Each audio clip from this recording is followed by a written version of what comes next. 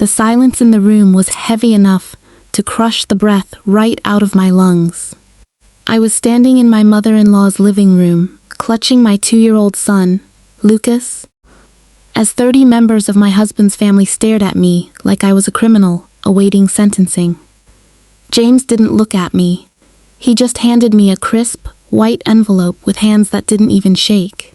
When I pulled out the paper and read the words, 0% probability of paternity, the room didn't explode, it curdled.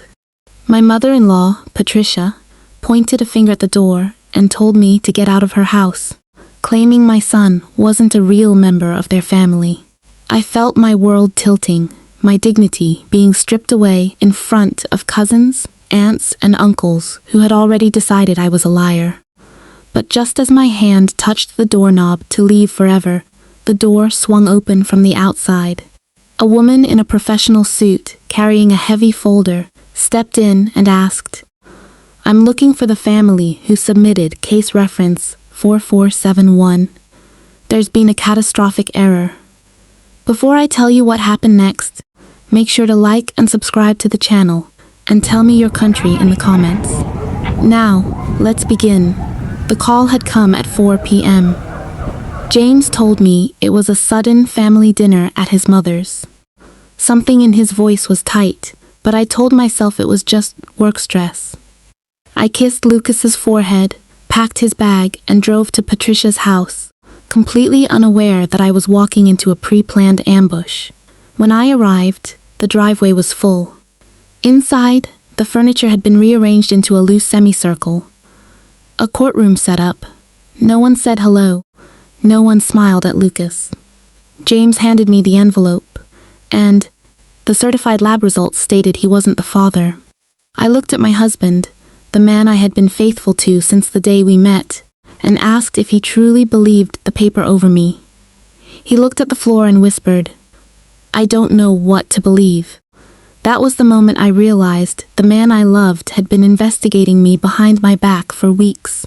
Patricia's voice was cold as she told me, "This is not your house, and that is not his child." But then, Dr. Karen Ellis, the Quality Assurance Director from Meridian Diagnostics, walked in.